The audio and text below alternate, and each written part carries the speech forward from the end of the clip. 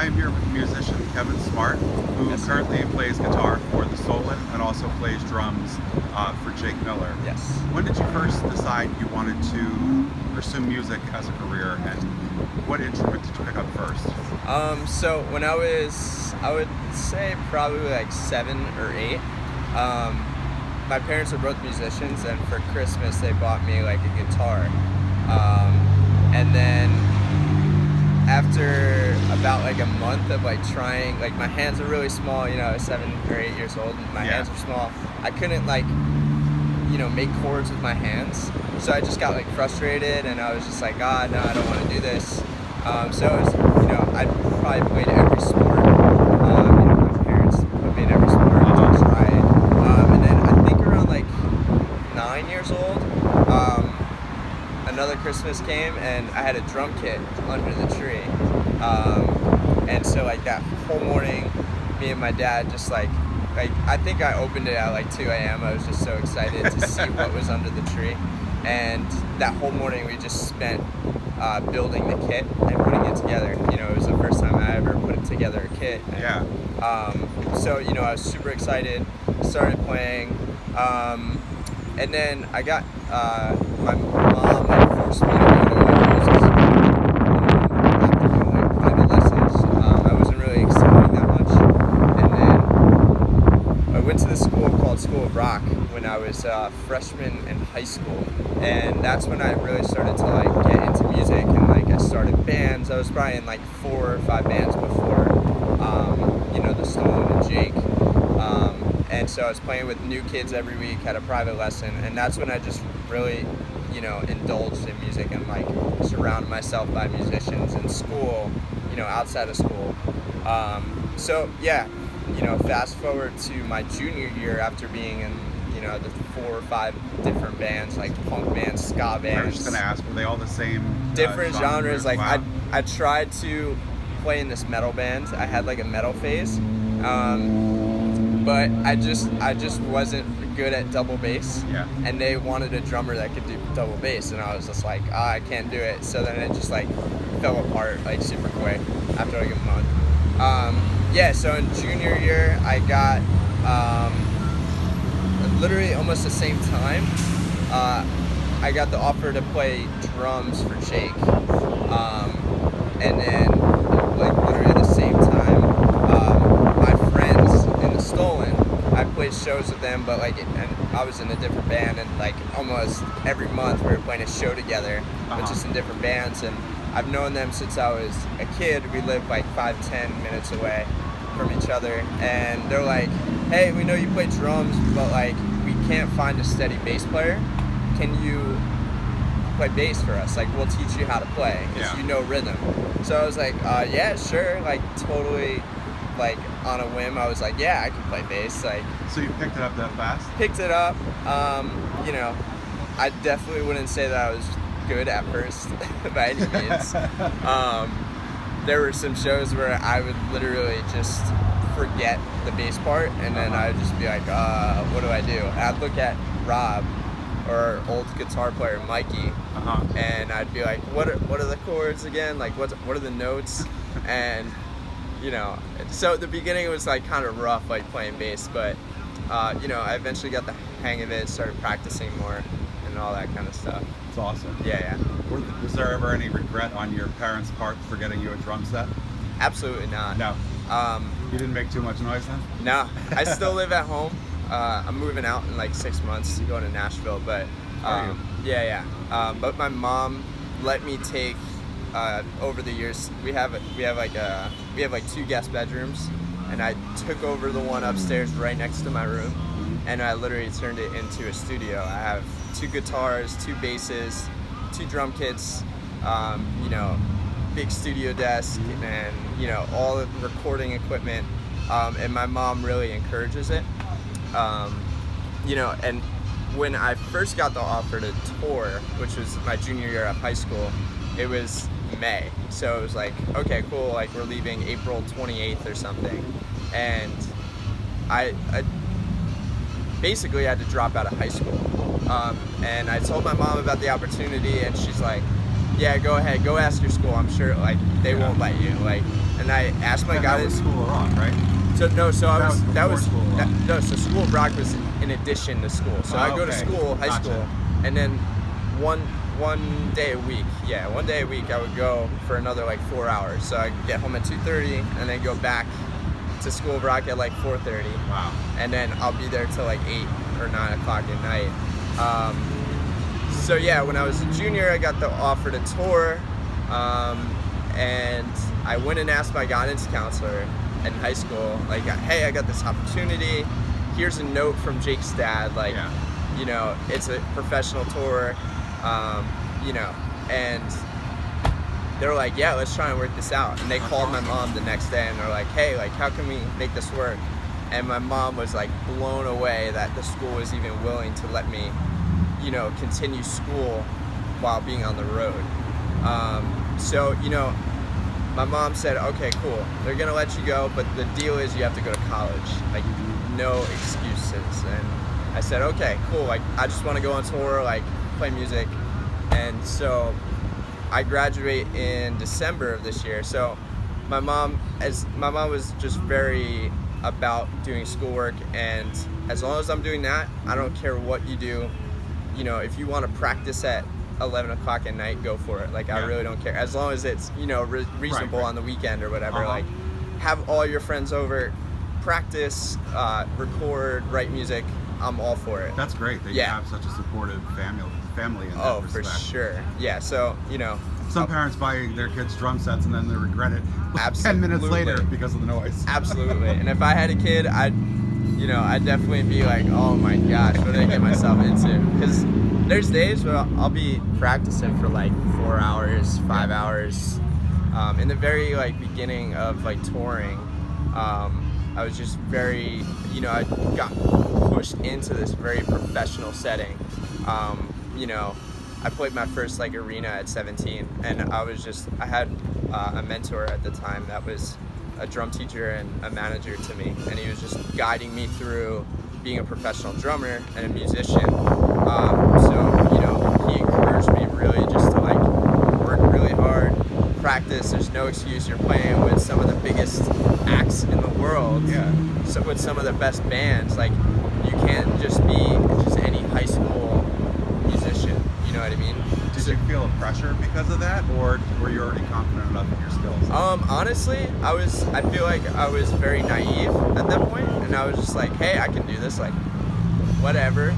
But when, you know, the first tour was just with Jake, and, you know, so I was very sheltered in a way of like, we weren't playing with other artists every night. We had like 2 support acts. They didn't have drummers. Like, it was like pop acts. So I was just like, all right, cool, like, I got this. And then I remember, what was it? Well, one of the shows that I really remember when it was later that year, it was we did like a jingle ball, and I grew up on like pop punk, you know, all that stuff, and we're in the middle of the country, like, on tour, and we get a call from Jake's label at the time, Warner Brothers, and they're like, hey, you have an off day on tour tomorrow, and we just locked you in on a jingle ball in Rochester, New York. Wow. And we're flying you there like in the morning. We booked your flights already. So I'm like, oh, sick, cool. And they say it's with Fall Out Boy, and I'm like geeking out, like, Yeah, of course. you know. And then, you know, from that point on, you know, I got to watch Fall Out Boy from, right, you know, side stage, got to meet them and all that kind of stuff, and we did a bunch of shows with them, and it was really cool. But as a musician, I really was able to observe, you know, their tendencies as people and their tendencies as musicians, and I was just like, oh my god, like, I really need to get better. I need to, you know. So I was just very observant from that point on, and, you know, a little bit before then, of like how to like really be professional and, you know, be a good musician and not fall short, because that's very important. I feel like that's something you have already to Absolutely. to stay in that, so you probably already had the basis and the foundation Yeah. to be responsible and that kind of thing. Absolutely. Especially touring at Jingle Balls, you can be, you know, with fans that might get rowdy or, for or sure. throwing things on stage to you guys. Yeah, definitely. What was your first experience like getting recognized?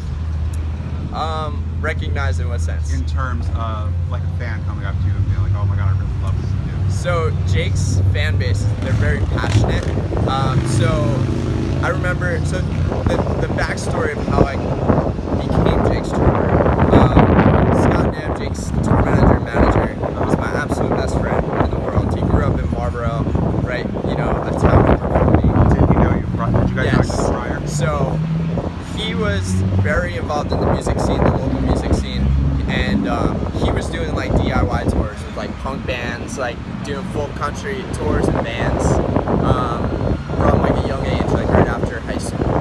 And he was a talent buyer, so he would book shows, you know, set up shows, get bands, you know, all opportunities to play locally at different venues across the state. Right. And then, you know, he had experience booking tours for bands. Like, if you need a show in Texas, like, he's got a contact. He'll make it happen. And so he started booking the Stolen and my old bands, like back when I was a freshman, I guess. Yeah, I would say a freshman when I first started playing out. And I just became such good friends with him. And he's, what, 7 years older than me? So I was just like really inspired by him. I was like, he's working, he's in the industry.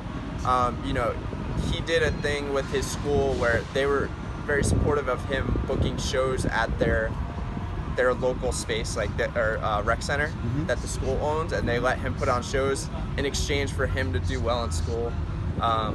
So I was just like, man, this guy's great. And so there was a point where we would hang out all the time.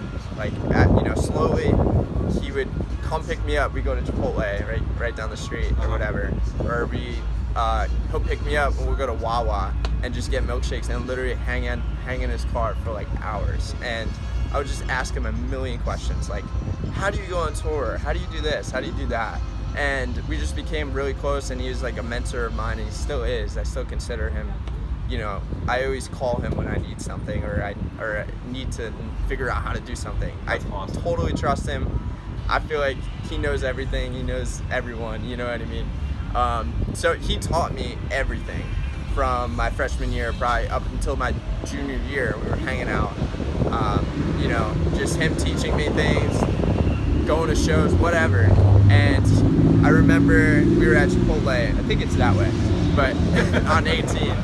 But he was like, you know, I'm going to Israel on Birthright, and then I got this gig with this young rapper named Jake Miller. And I'm like, Jake Miller? No way. Like, there's some girls in my school that are like freaking out. Yeah. Freaking out about him, and it was like, oh, like, I want to play drums for him. And at that point, I had no idea how it worked to get a gig. Right. I was just like, can I play drums for him? He's like, let me figure it out. And I was like, yo, like a month later, I'm like, yo, I'm going into the studio. I was 16, I couldn't even drive. My mom packed up my drums, helped me pack up my drums, drove me to a studio a town over, recorded a drum cover, filmed it, and I said, yo, Scott, I have a drum cover of Jake's song. And he's like, oh, perfect, like, post it and I'll show it to Jake. And I was like, all right, sick.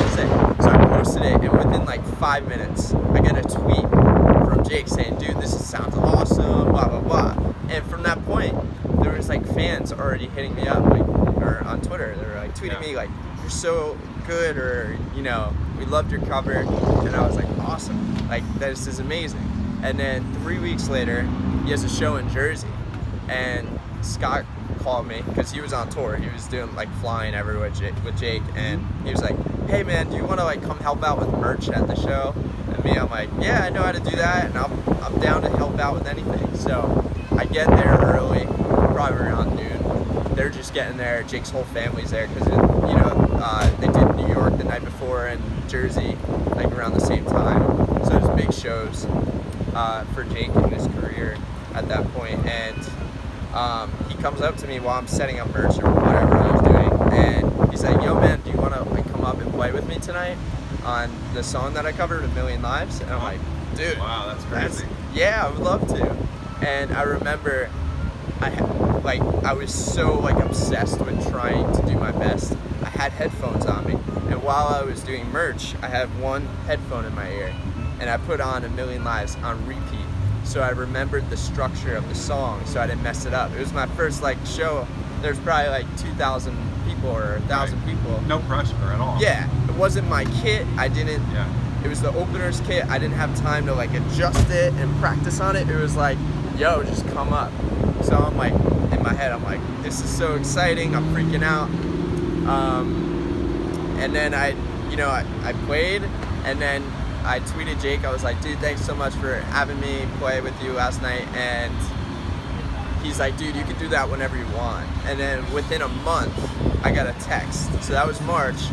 Beginning of April, Scott texted me. He's like, I haven't seen him because he's been on the road. He's like, yo, like, let's figure out how to get you on this tour in May. Like, our tour got extended by the agent. Like, we're getting a bus for this one so we could bring our drums. And it was just like a whole whirlwind. And at this point, Jake had like shown me attention on social media for my drumming that fans already knew who I was. That's so the first show, like I actually played the first real show where I played a full set, there's fans that already knew who I was, and I was like, wait, what? Like, that's awesome. Where did this come from? You know what I mean? Was it daunting being thrown in the spot like that right off the bat in terms of having so many fans? You're like, wait a minute, I'm going from a relatively, unknown drummer to being thrown in the spotlight. Did you have to adjust? Like I said earlier, you seem very adjusted and mature already. But was it like a holy shit moment for you? It definitely was a holy shit, but I was just like, I embraced it. I was like, this is amazing. Like, this is what I dreamed of being a musician. You know what I mean? And a lot of my peers in school and musicians, they were very like, dude, this is so cool for you. Of course you're gonna have people that were jealous or whatever they were, and they weren't nice about it and would make comments behind you. Yep. And I was just like, whatever, like that's part of everything. Yep. Yeah. And I have no animosity towards anyone that has, because I totally understand, how people just say things, they don't mean it. Yeah. But I was just like, this is amazing. Like, this is like such a rush, a high. And then I remember like 2 months later, we did like the Ohio State Fair. And there were girls. God's trying to censor you. He doesn't want you to talk about girls. Yeah. So there's like a fence, and they had like a trailer for us. And at this point, the fans were just so passionate and just like love Jake, like, and there was girls like trying to climb the fence and blah blah blah, and we had to be like escorted out by state troopers. Wow. Like, it was just like unreal. Yeah. And there was girls like smacking on the van, and it was just like unreal. Like state troopers walking, cops in front, back. So it was just like, this is like the greatest feeling ever. You know what I mean? And as I've been with Jake for 6-7 years. It's just really awesome to see that his fans still stick with him, and that people just appreciate. People don't have to freak out for me to know that they appreciate it, or that I feel that they appreciate it. If they just simply check out a song of Jake's or the Stolens, or take the time to like a post and say, this sounds awesome, like I love it, you know what I mean? Has that hysteria for you guys calmed down a little bit because you guys have been around so long, and a lot of people have met you? I know you guys are very fan friendly and always take time to meet the fans when you can. So has that made things a little less chaotic and hectic? Yeah, definitely. I think the awesome part was that the fans kind of grew up with us. I mean, at that point I was 17. I just turned 17 years old. The girls were 17, 16, 15. So it was that high school stage where they freak out about boy bands or pop acts. And now, Jake was 19, 20. So, we were all in the same age group, and it was almost like that. I don't want to say Bieber fever, but like that same type of energy, on a smaller scale. Right. And it was just like, in high school, that's when, when you're a music fan, I feel like you're the most passionate about an artist and meeting them. But, now everyone's died, for the most part, has died them. I feel like in that way it becomes about the music. More about the music for sure. Not, oh, Jake's hot, Kevin's hot. Yeah. Look at Jake's abs, look at Kevin's abs.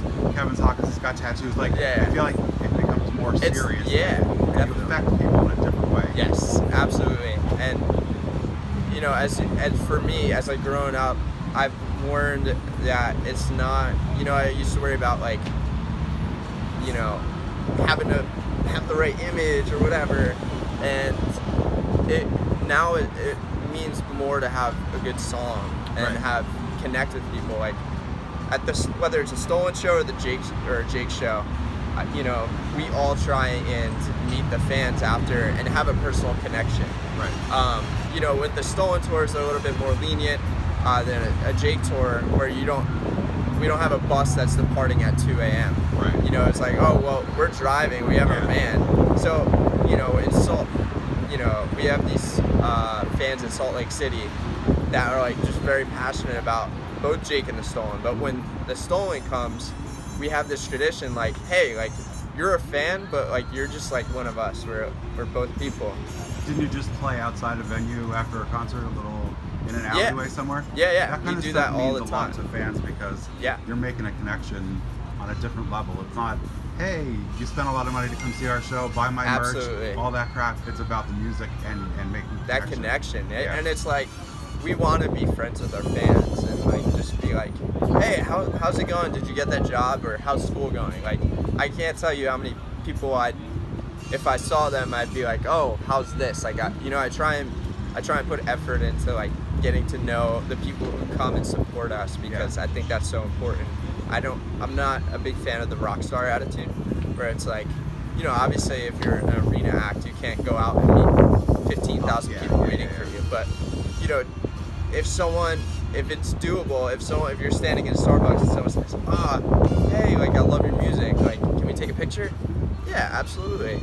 You know? You mentioned about keeping up your image. What I like about you guys, and I don't know if this is based all on your mature personalities, because of Scott, but you guys go out, you have fun, you have a drink or two, but you're not wild, crazy, partying every single night, ripping your clothes. You know what I mean? Like, it's like a healthy relationship instead of being pushed down a path, which you guys all could have gone down. Oh, for a path sure. of excessive drinking, drugs, groupies, all that kind of shit. And that kind of shows that you're, not that I don't want to take away from other people's musical abilities and desire to touch people with their music. But you're also keeping it a little bit more on the balanced side. I mean, you know, I'm not gonna lie, I've definitely had my fair share of nights where I've drank too much or whatever. But so has everyone else. Yeah, exactly. But that's not your main image. No, definitely. You're more about the music. Not more about the being music. A brand. You know, and there was, you know, definitely points where you're just having so much fun. You're not really worrying about the music so much. You're just like, this is tour. This is an experience, and that's what I've fallen into. Not deeply at all, but like I wouldn't. You know, I like to practice as much as I can on the road, and you know, there's points on tour where I'd just be like, screw it. I don't want to practice. I want to go have fun. I want to go try. I want to go eat as bad as I can. I want to try every cool spot in each city where, like, I love cheeseburgers, I love pizza, and you're going to travel to all these places. You wouldn't have the opportunity. Exactly. If you were just a regular 9-to-5 kind of person. 100%. So, you know, and it's like, oh, screw it. I'm going to have 5 drinks tonight or 4 drinks, and I'm just going to have fun, because not everyone gets to experience that, and that's true. But as I've grown and become more mature, and my mom made me very diligent from a young age, which is very important. Very extremely important. I grew up, like, at first 4 or 5 years, or maybe 6 years of school, I was at Catholic school, and whether anyone agrees with, you know, the religion part, they're very diligent. Like, you just, like, if you acted out the slightest bit, you would get reprimanded immediately. Luckily it wasn't physically like it was 50, 60 years ago. It was like, you don't do that. No rulers on your knuckles. No. Yeah, so it was like more like you act nicely. Every time the principal would come in, we'd have to all stand up and say good morning, you know, and like be just very respectful. And I think that was important in keeping me level-headed throughout my career thus far. Yeah. And not because there's so many acts and artists that you see them, they get this one little bit of fame, I guess you would say, or attention, and they just go wild, and they don't know how to come back. And it's sad too, because they're gonna eventually burn out and have to go to rehab or exhaustion, whatever they call it these days. But then they're also losing out on those best years that they could have done so much more with their music. 100%. One of the things I wanted to ask you, you're obviously relatively still young. Yeah. But even from when you started with Jake and now with being in the Stolen too, the hunger and desire for music faster than it was even when you started has become huge. People just don't want to wait for new music. Do you feel a pressure to be constantly creating and not how it used to be like, oh, you waited for your new EP or record? Yeah. It's like, you don't do that anymore. Like Jake just dropped new music. Yeah. You guys are playing shows for the Stolen. You're going on tour in the fall, right? Yeah. So like, do you feel that pressure that I have to constantly be reinventing and putting out new stuff? Absolutely. And I think that my experience with Jake, exclusively from the Stolen, if I'm just reflecting on that experience, there was just a lot of pressure in general. I mean, you're playing with all of these huge acts, right? Like,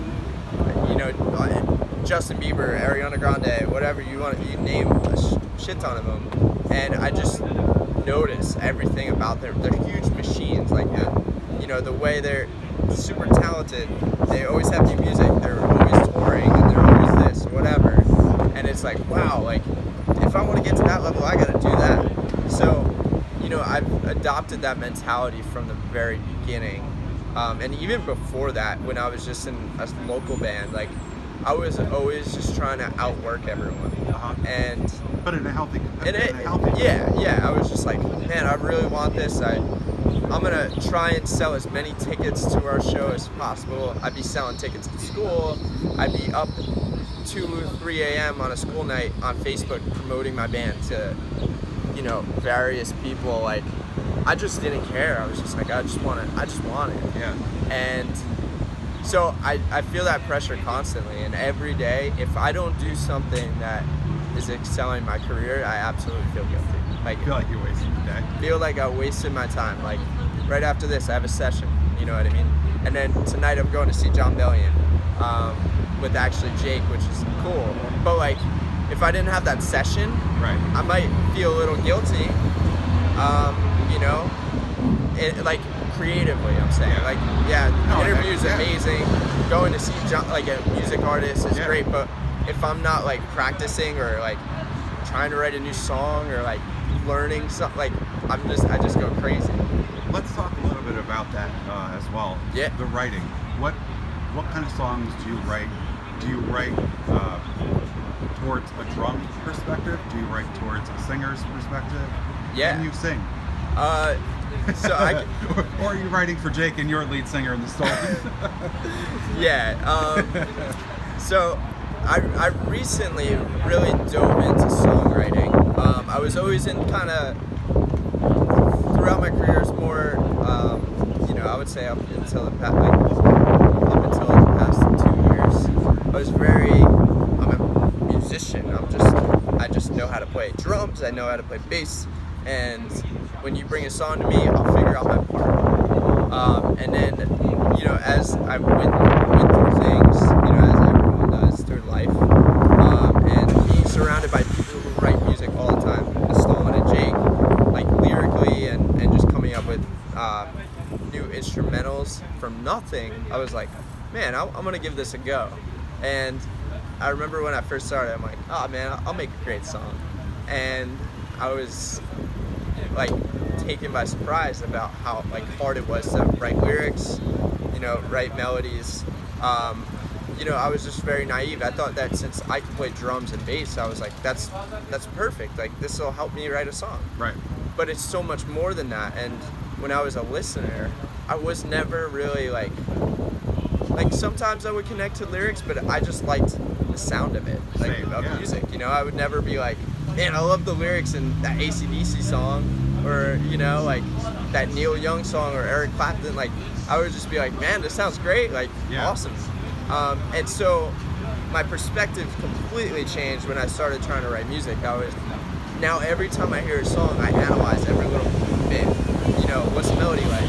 So now it's like, okay, cool, well, if I want to write a song, I need to learn more melodic instruments. So, piano. I've always had a piano in my house so I can mess around. I've been getting into like being better piano player, guitar.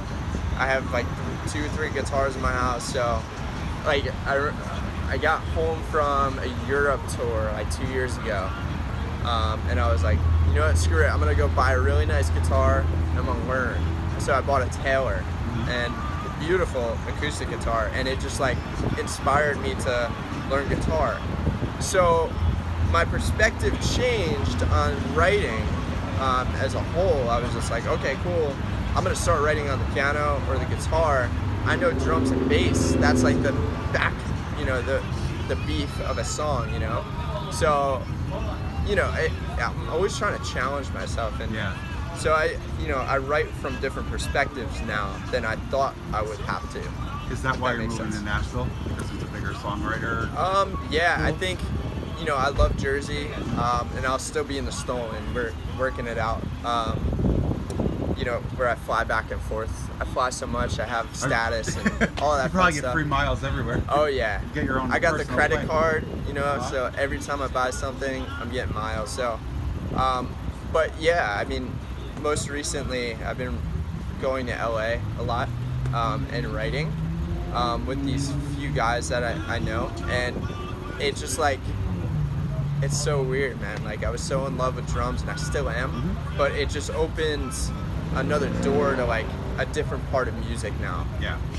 And I wrote some like cool songs that I really love with some guys in LA, and I'm like, man, like this is what I want to do. I want to just write every day. That's awesome. Write and practice. Like that's my number one thing. So yeah, and then I was just like, Jersey's great. I got my band, which is great, but there's not a lot of musicians walking around. Like there's, you got the Asbury Park scene, you got, the New Brunswick scene, underground scene, but it's not like, yo, let's get in a session tomorrow. Like, you know what I mean? I have a few people that I could go to and call, but like LA, I was there last week, and I remember I was doing a session one night with my one friend that I do almost every session with in LA, and we were in with different people, including my girlfriend, who's a writer as well, songwriter and artist, and then she had a session with Jake the next day to write, and a few other people, and I was just like, oh, I don't want to intrude on that session, like, go do your thing. But my friend Dan, the writer that I always write with, he's like, oh, dude, what are you doing tomorrow? I'm like, oh, well, they have a session, I don't want to, intrude on it. And he's like, oh, well, I got a session that just got set up tomorrow. Do you want to join? Like, and we ended up writing one of my favorite songs that I've written. Oh my God, like, that's so cool. Didn't even plan it. Right. Didn't even think about it. It was just like, yo, do you want to come? Just because you're available, I know who you are. He likes how I write. We write well together. But that doesn't happen here. Is that song that you're talking about? Yeah. Will that be released anytime soon? Who knows, man? It's I'm still kind of navigating this whole songwriting thing. It's kind of new to me. What made you choose Nashville over LA? Nashville is, I feel like, a perfect happy medium for me. I still have the Stolen up in the East Coast. Yeah. I got Jake on the West Coast, so I'm bi-coastal musically, right? So if I move all the way to LA, it's like, okay, well, if I have to get back for a Stolen show, I gotta fly all the way back. But if I go to Nashville down here, I could split the time in half. Now, with you going on tour in October, how is that going to work with Jake? Are you not going to be playing drums? So I'm actually going on with Jake, and I have a friend that fills in for me every once in a while with the Stolen. So he's gonna fill in for me. It's like 6 or 7 shows. But yeah, so it's definitely a balance. That's crazy. Yeah. Yeah. Since you're going to be based in Nashville. Yeah. But fly out obviously to your shows. Yep. Are you going to look into putting together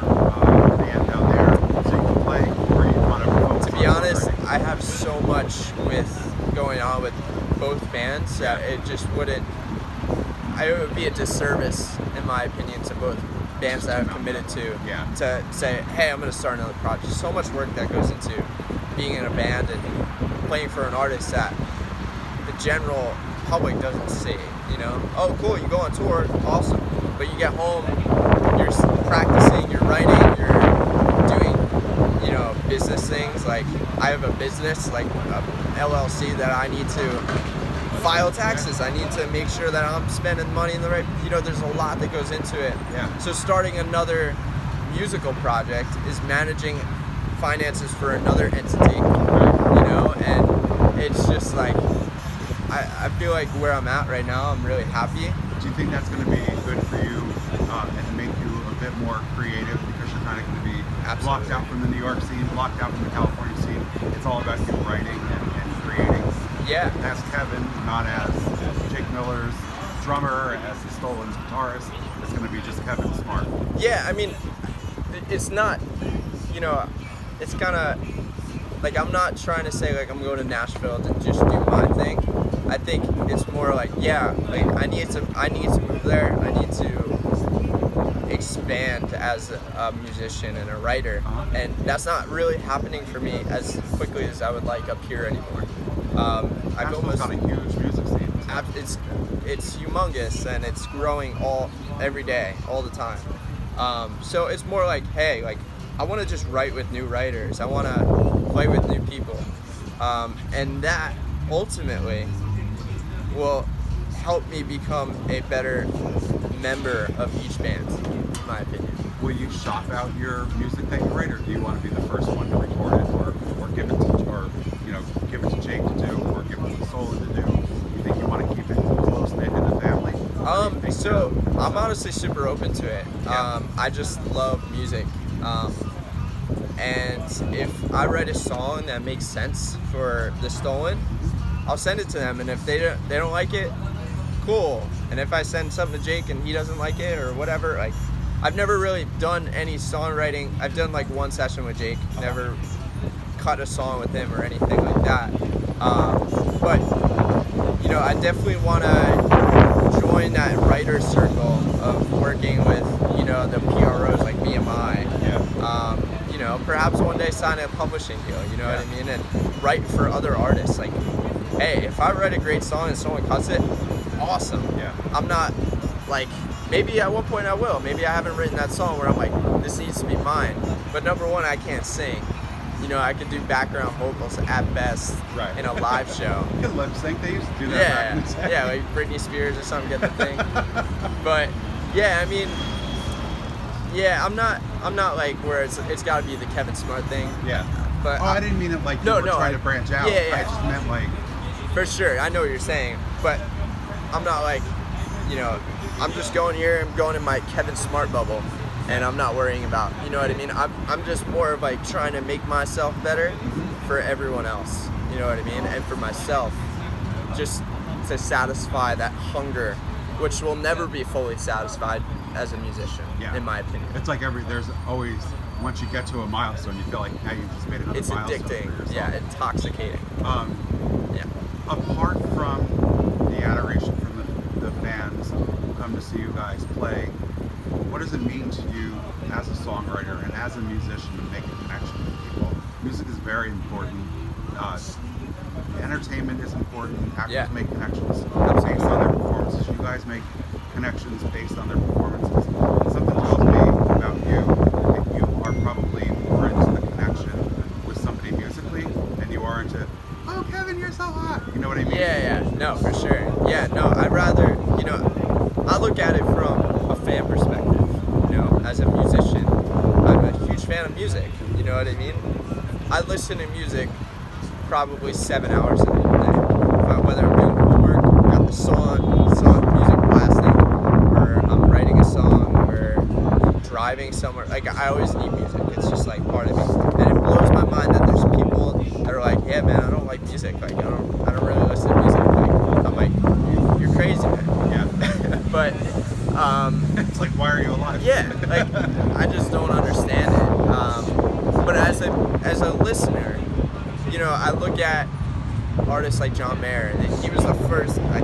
That was the first album I ever got, and Room for Squares, which came out like 2000 or 2001. That was my first album I ever got, and I just look back on music like that and how meaningful it is. Not there's tons of songs that are super meaningful now, but those types of songs just really resonate with me, and so my goal as a songwriter, as an aspiring songwriter that's really working on the craft and navigating through, I'm by no means an amazing songwriter, but I want to get there, and I know that I can. An amazing drummer either when you started. Yeah, you weren't an amazing guitar exactly. player. You gotta work. So just like anything, it's a new challenge. So like I said, as a music listener, if I feel the chills, that's what I want someone else to feel. I want someone to be like, man, that song, and some of the Stolen songs and Jake songs, the fans, they're like, man, this song just got me through this hard time. This really helped me, or like, I just love to listen to this song when I'm really happy. It just like boosts it, even more. I want that. Like, I think that's the most incredible connection that you can have with someone. I mean, I live in New Jersey, but there's people listening in Europe to songs that I've been a part of. Like, you're affecting people worldwide. Asia, like what? Like, even if I just play drums on it, like, oh wow, like maybe that drum beat helped the energy of the song. Like, just like little things like that, or whether and it was not even so much part of being just the drum beat. You're part of an entire music creation, collaboration. Yeah. So it's not just about Jake singing or your lead singer singing the Stolen. It's about you connecting as a group with each other. Yep. Putting out music that's connected with the audience. Worldwide. Yeah. And that's incredible to me. I'm like, wow. Have you found fans to be different in either certain parts of our country or going internationally, or are they all kind of the same in terms of the way they react to the music? It's actually really interesting. I mean, there's been times where we were in Europe and people are just like super, I'm not going to say that they were super respectful in comparison to the United States fans, because for the most part everyone's super respectful, but more of like, oh hi, like nice to meet you, rather than oh hi, like, different cultures. So that's the different ways that fans react, and I think it's just so cool to see different dynamic. I noticed specifically with the Stolen, given that we're on a smaller level, and there's certain parts of the country where our songs just really resonate. Like, we'll go to Columbus, Ohio, and we'll bring like 100 kids, right? And then we'll go to Tampa, Florida, and 10 people, or you know what I mean? Like, Salt Lake City will bring out like 40, 50 people where we've been there twice, 3 times at most. But we bring more people out there in Richmond, Virginia. It's just like different areas of the world or the states kind of resonate differently or react differently to music.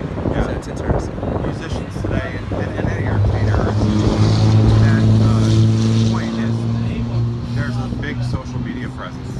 That's very important in terms of gaining new fans. Yeah. So that's another added pressure that you have to do to make sure you're constantly on Instagram, putting out stuff on Facebook, Twitter, and all that kind of thing.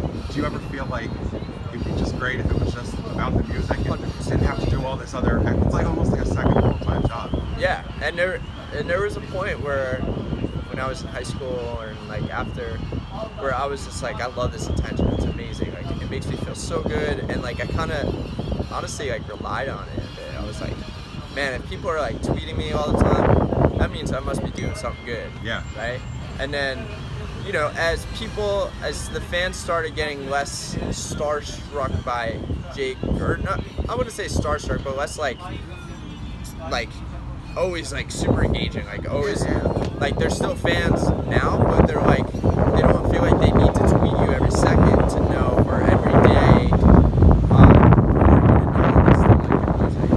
So when that kind of slowed down, it was like, oh, this is so weird, like, am I doing something wrong or whatever? And I think that's something a lot of people struggle with, that highs and lows of attention on social media. So there's been points where I just delete the Instagram app. I'm like, screw this. Like, I don't want to be scrolling mindless through shit and noticing, oh, well, one of my peers, they get more likes, or they're getting more comments about their music, or, you know, like, it's just so distracting to, like, what really matters, you know? Yeah, because that's not why you're in the industry. It if you really were isn't. in the industry to be Instagram, like, you could just be an Instagram celebrity. Yeah, which or is a YouTube not celebrity, or whatever, you know, the vloggers. And nothing against that. Like, oh, absolutely not. They No, want, it wasn't a dig. No, I know that. Yeah. I'm just saying, from my perspective, like, I might sound like, oh, like, I'm being negative about social media. Not at all. But, you know, if you're an influencer, whatever you want to call yourself, cool.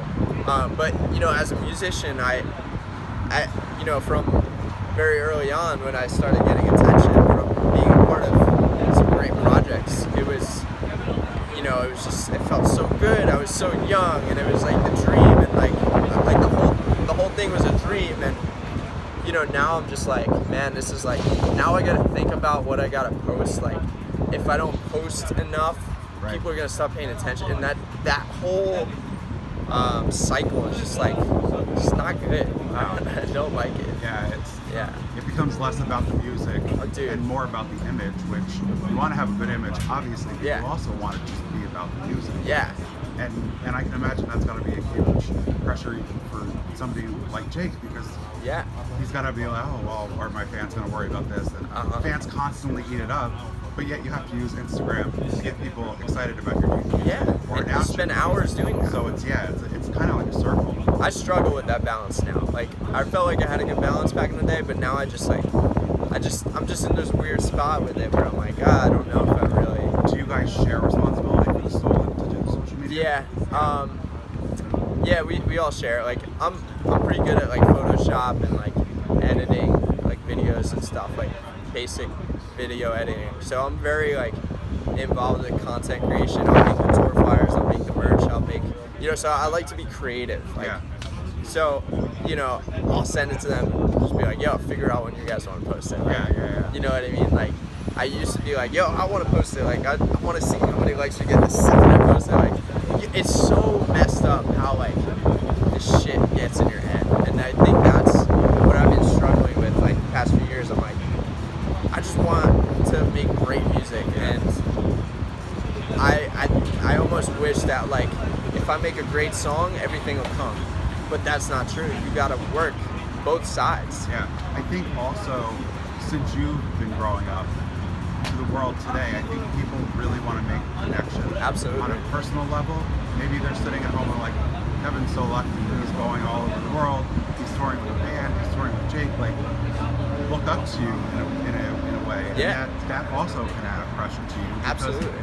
You don't want to feel like, oh God, I'm under a microscope every 5 seconds. And yes, it's great to be admired and looked up to, but at the same time, you're a young guy, you want to have a separate life. Definitely, yeah. I mean, you know, I'm not gonna sit here and say like, yo, like, all these fans are, you know, like, analyzing every little thing I do, because quite frankly, I'm not that big, you know, in that sense, and you know, it's just not like that. I'm not like where like, oh, I have to worry about like every little word I post. Like, yeah, I'm super mindful of it. I'm not gonna go post some ridiculous political thing, or especially online, because it always bites you in the ass. Yeah, like political thing, or, you know, whatever. I'm not just gonna post anything.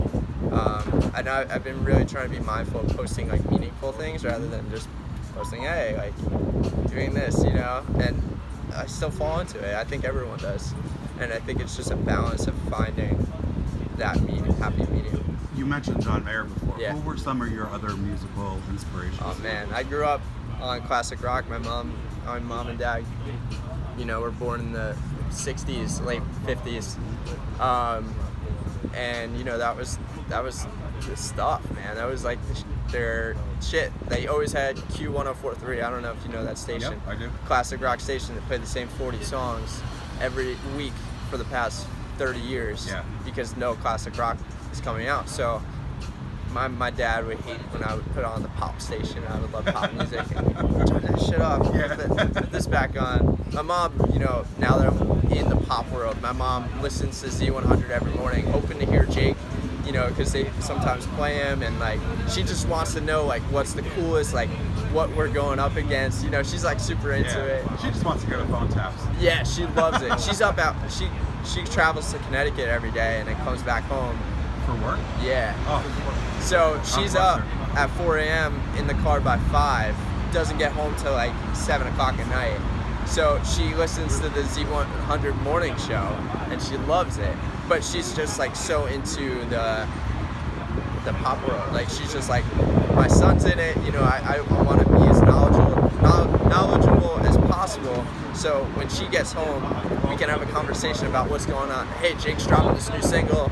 We're going to radio, and she's educated on it. She's like, oh, well, I heard this one song, and honestly, you know, I think Jake's song is way better, you know?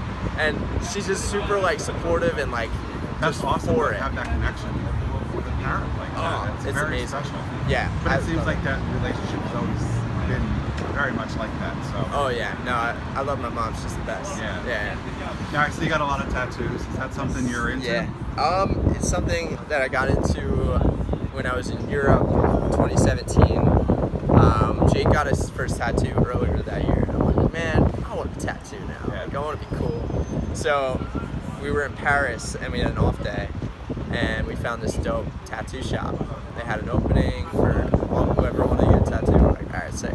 So I didn't tell my mom. I know she would hate me.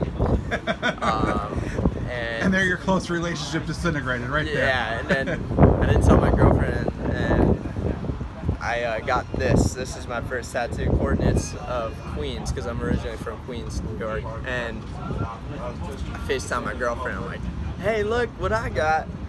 And her mouth just like opened, and she hung up the phone. I'm in Paris, so it's like probably 11 o'clock at night. The first thing she does is call my mom, because they have a close relationship. Did you see what Kevin did? He got a tattoo. And the next thing I know, I'm walking down the street from the tattoo spot, like, oh, maybe she's just, my girlfriend's just like, just shocked by it. Yeah. My mom's like, Kevin, did you get a tattoo? And I'm like, oh, man. Yeah. So at first, everyone was like in shock, because I always said, nah, you know what? I'm not going to get tattoos. I'm going to be different, you know? It's addicting. Yeah, and then, you know, the first one I got, you know, it was a shell shock to the people close to me, and they were like devastated for like the first month. My neighbor, I don't have grandparents, unfortunately they passed away, but my neighbor, she's like my grandma.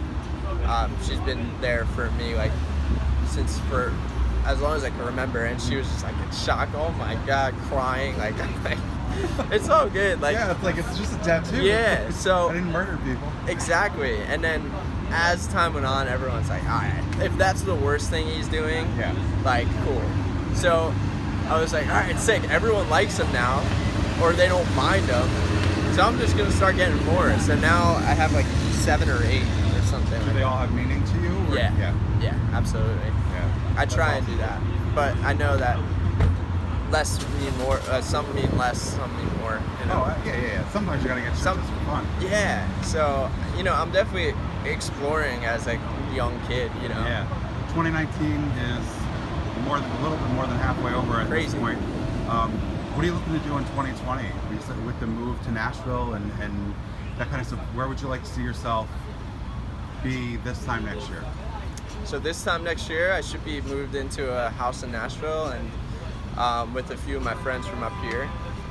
So I'm really excited about that, and I just want to literally grow as a writer, as a musician every day. I'm out of school in December. I graduate, so that'll take a huge load off of my shoulders. I mean, I'll be like almost every semester I've been taking 3 to 5 classes or 3 to 4 classes. That's crazy. On top of full-time touring.